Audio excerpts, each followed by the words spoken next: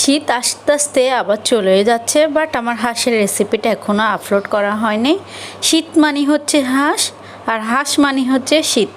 হে গেছে, আসসালামু আলাইকুম। আমি মাকে, আশা করি আপনারা সবাই ভালো আছেন এবং আমি ভালো আছি। আজকে আমি আপনাদের মাঝে নিয়ে এসে আরেকটা মজাদার রেসিপি, ইউনিক রেসিপি। চলেন রেসিপিটা আজকে আমি আপনাদের সাথে শেয়ার করি।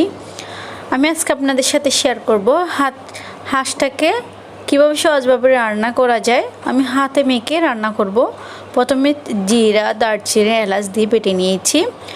এখন দিয়ে দিচ্ছি রসুন বাটা পরিমাণ মতো,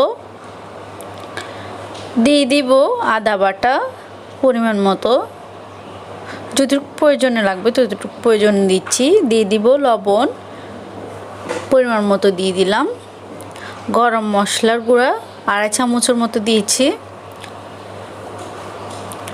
মরিচের গুঁড়া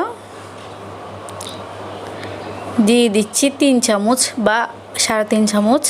আপনারা আবার ভয় পেয়েন না, এটা যে যেরকম জাল খেতে পছন্দ করেন ওই অনুযায়ী দিবেন। দিয়ে দিলাম হলুদের গুঁড়ো, দিয়ে দিচ্ছি পেঁয়াজ পাতা, টমেটো,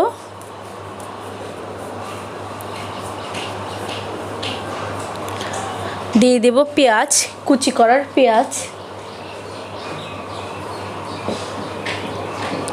দিয়ে দিলাম কাঁচামরিচ ফালি করা,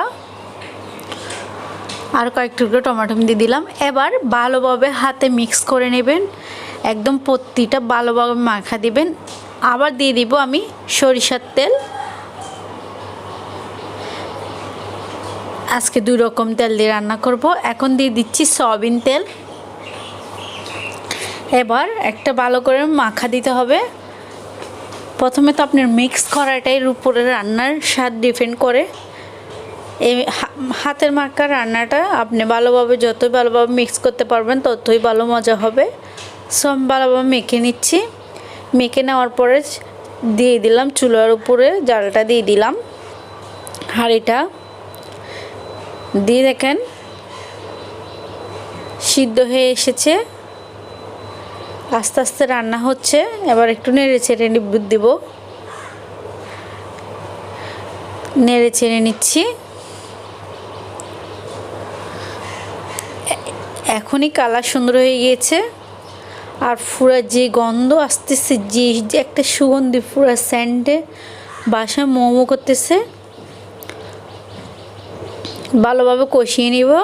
এখনও কিন্তু আমি কোনো পরিমাণের পানি দিইনি, শুধু মশলা, হাত ধোয়া মশলায় যে পানিটুকু ছিল ওই পানিটুকু দিয়েছি। দেখেন এ পর্যায়ে এসে হাঁসের মাংস থেকে অনেক পরিমাণ তেল বের হয়ে গিয়েছে।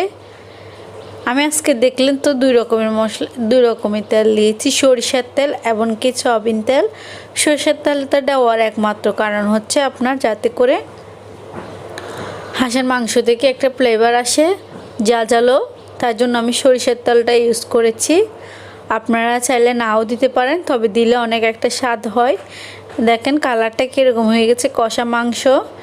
এ পর্যায়ে এসে একটু পানি দিয়ে দিব, পানি দিয়ে আর একটু কষিয়ে নেব। আমি এই রান্না এখন এ পর্যায়ে পানি দিয়ে আমি প্রায় আপনার 20 থেকে 25 মিনিটের মতো সিদ্ধ করে নেব। দেখেন পুরা যখন রান্নার পানি একদম টেনে গিয়েছে, হাঁসের মাংসর পুরো অর্ধেক হয়ে গেছে। আপনারা কালারটাই বুঝতেছেন, এমনকি মাংস দেখলে বোঝা যাচ্ছে কতটুকু পরিমাণে সিদ্ধ হয়ে গেছে। একদম কি বলবো, 70%ই সিদ্ধ হয়ে গেছে। এখন আমি দিয়ে দিচ্ছি আলু। আমরা হচ্ছে বাঙালি, যে কিনা আলু না দিলে মাংস খেতে পছন্দই করি না। তবে কে কীভাবে খায় জানি না, আমার যে কোনো মাংসের সাথে আলু না দিলে আমার ভালোই লাগে না। আপনারা একটু আলুটাকে বড় সাইজে করে দিবেন। দেখেন এবার দিয়ে একটু ডেকে দিলাম, আবার একটু কষিয়ে নিয়েছি আলু দিয়ে। আমার কষানো পর্যায়ে 3-4 বার না হয়তো 4 বার আমি কষাই নিই। এখন আমি আবার পুরো মাংস কষিয়ে নিচ্ছি। এখন আমি জল দিয়ে দিব, এইটাই শেষবারের মতো জল দিয়েছি, আর দিব না আমি। এবার আমি আরও 20 না 10-15 মিনিটের মতো রান্না করে নেব, যাতে করে আলু আর মাংসর ঝোল একদম ঘন ঘন হয়ে যায়। দেখেন কেমন লাগলো আজকের রেসিপিটা।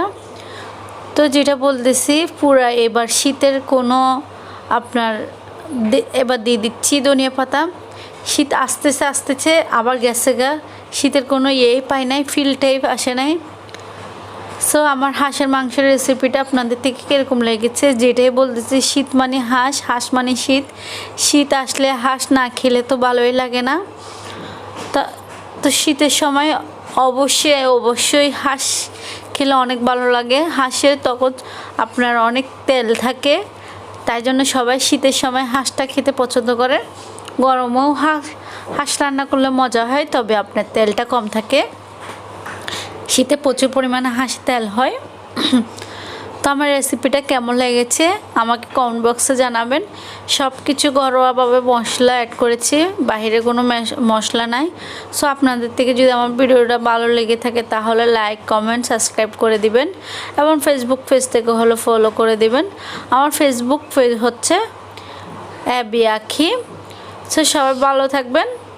নেক্সট ভিডিওর জন্য ওয়েলকাম জানিয়ে আজকের মতো আমি বিদায় নিচ্ছি। Thank you for watching. Do not forget subscribe, like, share and comment down.